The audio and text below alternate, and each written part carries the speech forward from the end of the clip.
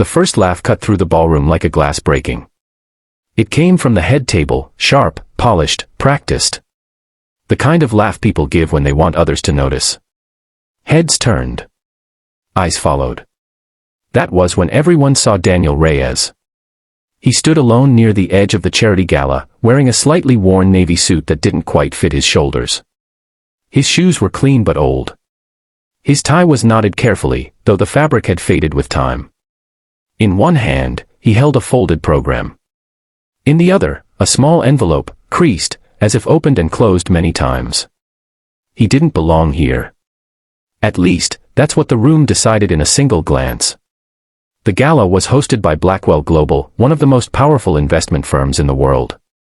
CEOs, politicians, tech founders, and old-money philanthropists filled the hall. Crystal chandeliers reflected off designer watches and silk gowns.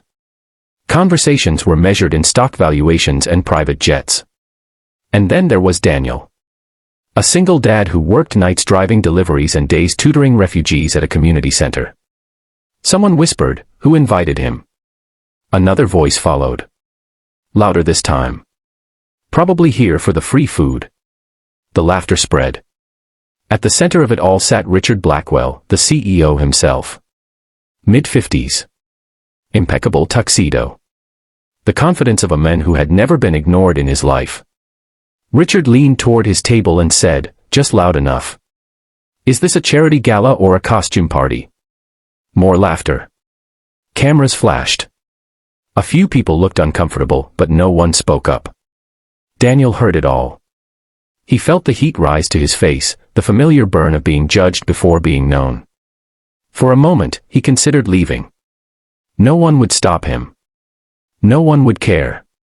But then he thought of his daughter. Sophia. 8 years old. Bright-eyed. Curious. Always asking questions about the world. He had promised her something that morning. "Papa, are you nervous?" she had asked while helping him iron the suit. "Yes," he'd admitted. "Then go anyway," she said. Good things happen when people are brave. So Daniel stayed. The gala's host tapped the microphone. "Ladies and gentlemen, before dinner, we'll hear brief remarks from Mr. Richard Blackwell." Applause erupted. Richard stood, adjusted his cufflinks, and smiled. "Thank you. Tonight is about generosity. About lifting people up." He paused, scanning the room. His eyes landed briefly on Daniel. And about recognizing potential. More laughter. Subtle. Cruel. Daniel looked down at the envelope in his hand. Inside was a letter, an invitation he almost declined.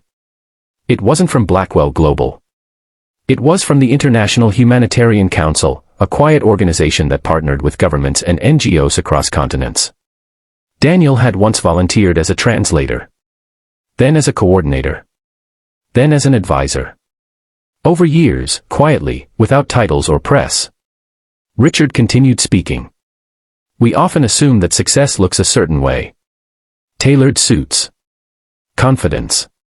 Wealth." He smirked. "But not everyone here represents that."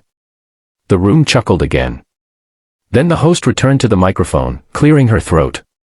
"Thank you, Mr. Blackwell. Now, before we proceed, we have a special acknowledgement." Richard frowned slightly. The host continued. "Tonight, the council has asked us to recognize an individual whose work has directly impacted over 3 million displaced families across 4 continents." The room shifted. Interest replaced amusement. Daniel felt his heart pound. The host looked toward him. "Daniel Reyes, would you please join us on stage?" Silence. Confusion rippled through the crowd.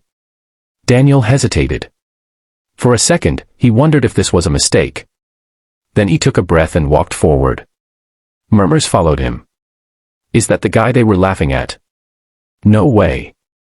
"Who is he?" Richard's smile froze. Daniel stepped onto the stage. The lights were bright. The microphone stood tall. His hands trembled slightly, not from fear, but from the weight of the moment. The host smiled warmly. "Daniel, thank you for being here." He nodded. "Thank you for having me."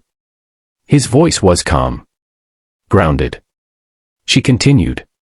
Daniel is a single father who, over the past 15 years, has served as a crisis mediator, linguist, and humanitarian liaison in regions affected by war, famine, and displacement. The room was completely silent now. Daniel took the microphone. I didn't expect to speak tonight, he said gently. But I'd like to share something. He looked out at the audience, at the faces that had laughed, judged, dismissed. Then he began to speak. First, in English. He spoke about a refugee camp in Jordan. About a mother who hadn't spoken in months after losing her husband. How language became a bridge back to hope. Then, without pause, he shifted into Arabic. Fluent. Precise. The words flowed like music. A few guests gasped softly. He continued in Spanish, recounting disaster relief work after an earthquake in Chile. Then French, describing negotiations between aid groups in West Africa. Finally, Mandarin, speaking about coordinating medical supply routes during a flood in rural China. 5 languages. Effortless. Respectful. Human. The room was frozen. Even the servers had stopped moving. Daniel returned to English. I learned these languages not in universities, he said.